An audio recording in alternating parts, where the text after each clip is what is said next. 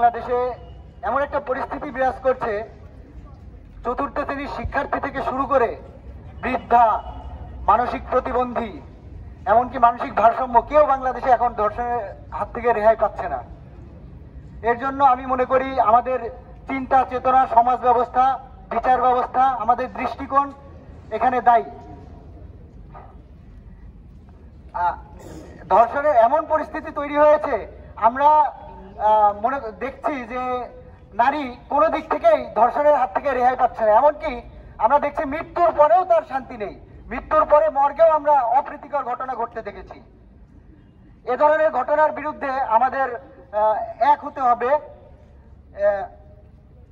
আমরা মনে করি নারী নির্যাতন প্রতিরোধে ধর্ষণের সর্বোচ্চ শাস্তি মৃত্যুদণ্ড কার্যকর করতে হবে। শুধু মৃত্যুদণ্ডই নয়, এখানে ধর্ষণের বিচারগুলো আমরা দেখি অনেক ধীরগতি হয়।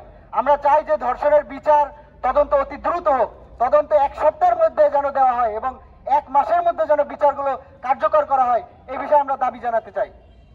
আমরা একাত্মতার দেয়াল গড়তে চাই, যে দেয়াল ভেঙে এই ধরনের অপ্রীতিকর ঘটনা যেন আর ভবিষ্যতে না ঘটে। ধন্যবাদ।